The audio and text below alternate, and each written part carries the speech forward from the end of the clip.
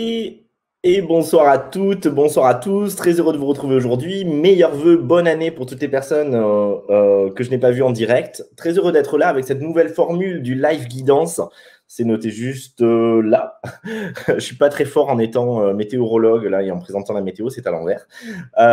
Donc, nouvelle session en 2021 où à chaque fois il y aura une petite partie, 5 minutes environ, où on est directement sur la page Facebook. Et puis ensuite, on se retrouvera en lien privé à partir des inscriptions.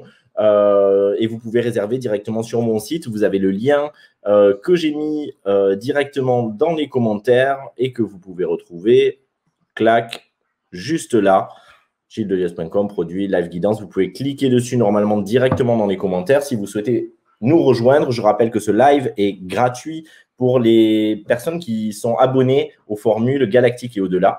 Voilà. Et sinon, c'est sur réservation au tarif de 7 €. On va pendant 1h15 apporter des éclairages, recevoir des guidances. Et puis, donc là, pendant ces 5 premières minutes, c'est accessible à tous. Donc, si vous avez des questions, c'est le moment. Bonsoir à tous. Je vois qu'il y a beaucoup de personnes qui nous rejoignent. On a Chantal, on a Nicole, coucou.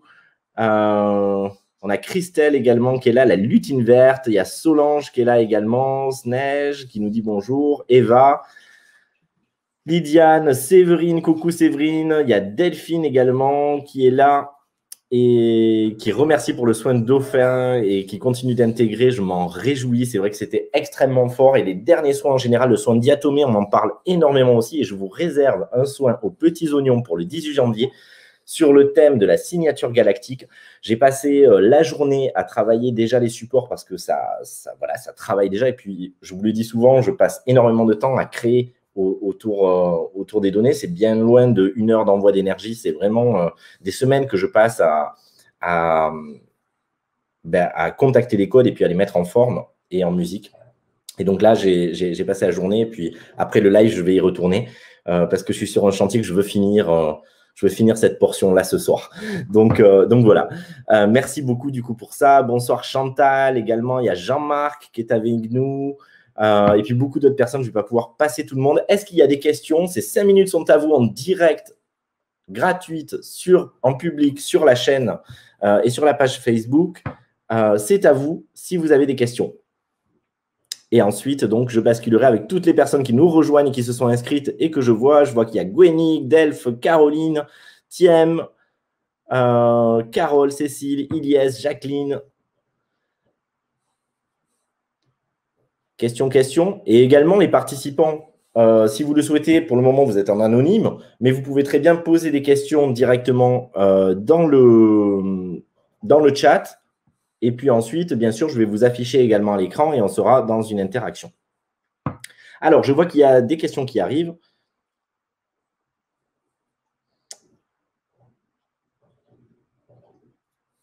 Alors, je vois… Je vais mettre celle-ci. Que ressens-tu? Comment tu ressens l'énergie du moment? Bonne question. C'est Annick qui nous pose la question. Coucou Annick et meilleurs vœux en live. Les énergies du moment, moi, je les sens magnifiques. C'est ce que je disais en off juste avant qu'on lance la diffusion. Alors, de manière générale, mais aussi à titre personnel, parce que je crois qu'il n'y a pas de distance, je vais reprendre exactement les mots que je prononçais l'instant d'avant. C'est moi, j'ai l'impression que je suis au printemps. C'est-à-dire que je me sens en pleine floraison. Alors, on me disait, tu as l'air fatigué, tu as des cernes, et c'est vrai, parce que je suis complètement crevé, mais parce que ça foisonne tellement, ça bouillonne tellement. Je suis tellement dans le kiff à tous les niveaux, comme si tous les domaines éclosaient. Oui, c'est ça, éclosaient en même temps, et que c'est pas l'un puis l'autre. Et là, tout foisonne, tout est en train de fleurir, tout est en train de donner des fruits et il y a à jouir de tous les côtés, quoi, en fait. Et ça, c'est assez merveilleux. Je ressens aussi beaucoup l'unité, je ressens vraiment le flow, je ressens aussi la nécessité, mais ça, je crois que c'était vraiment déjà les énergies de fin 2020, d'un positionnement, de quelque chose de très clair où on nous demande de savoir ce qu'on veut, ce qu'on ne veut pas, de se positionner, de se mettre en conformité. J'avais fait beaucoup de posts et il y a eu des guidances dans ce sens-là. Qui ont été donnés lors de tous les lives gratuits que j'ai mis sur Instagram, sur Facebook, sur le fait de clarifier, de l'examen de conscience, de regarder sans se détourner Et donc, du coup, de pouvoir être en phase de ce qui se vit et de pouvoir se détacher aussi de certaines données qui encombrent. Et donc, du coup, je ressens vraiment dans ce début de l'ère du Verseau, dans ce début de 2021, une énergie qui est vraiment légère, mais intense. Intense dans le sens où c'est comme si tout était possible.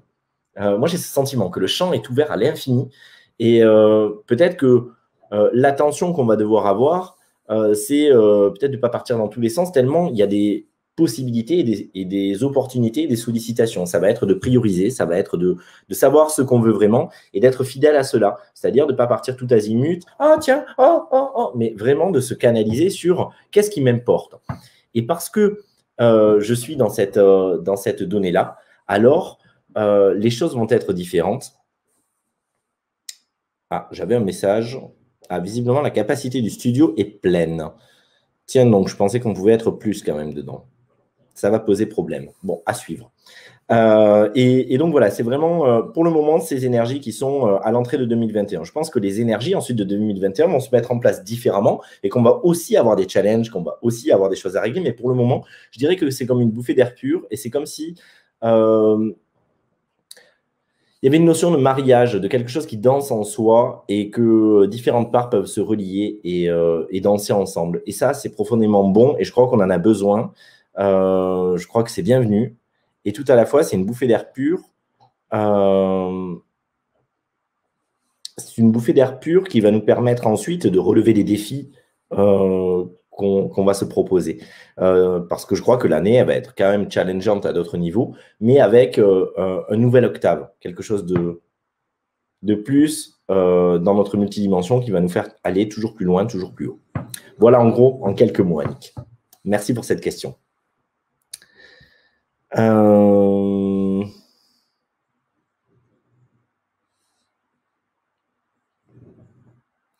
prends rapidement Flo, qui nous dit qu'elle est en France avec une embolie pulmonaire et que depuis, elle a beaucoup de problèmes de santé et elle se demande quel message derrière tout ça.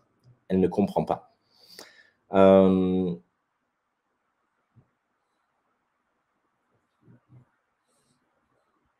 Ça va être en 2 mots, donc forcément, ça va être synthétique et pas complet, pas exhaustif. Mais si je devais te donner 2-3 pistes, après, on pourrait rentrer plus dans le détail, mais là, on est vraiment sur un temps concis.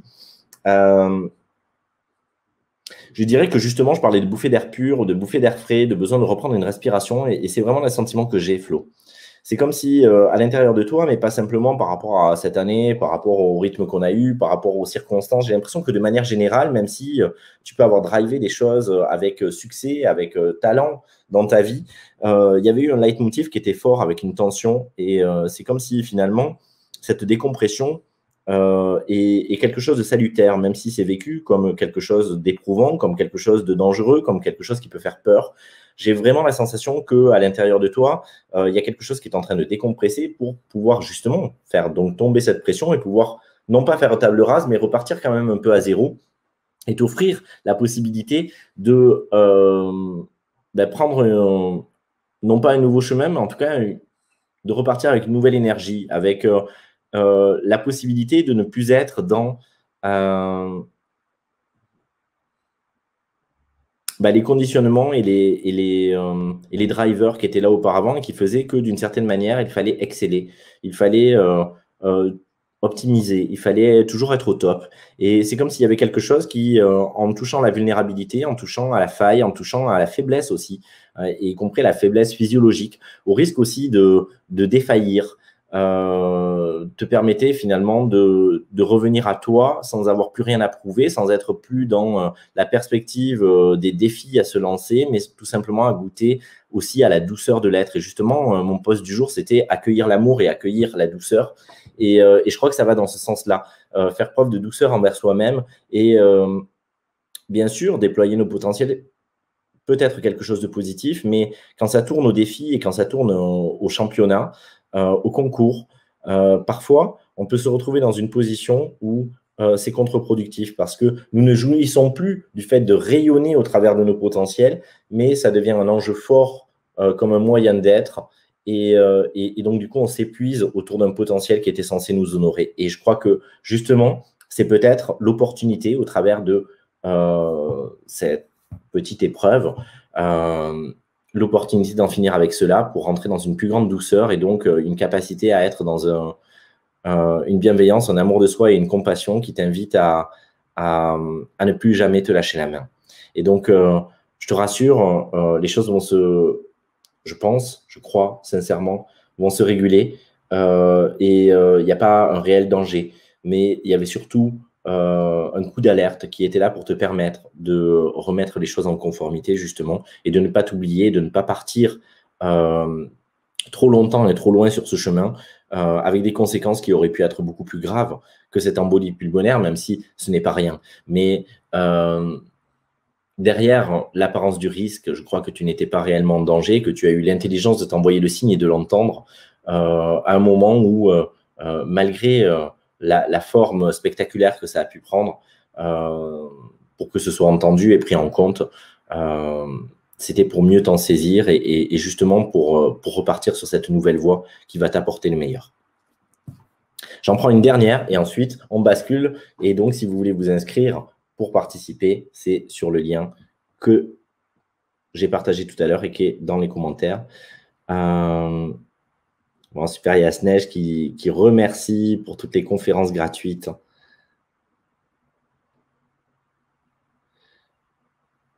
Alors, il y a Jean-Marc, on va prendre Jean-Marc, si ça passe.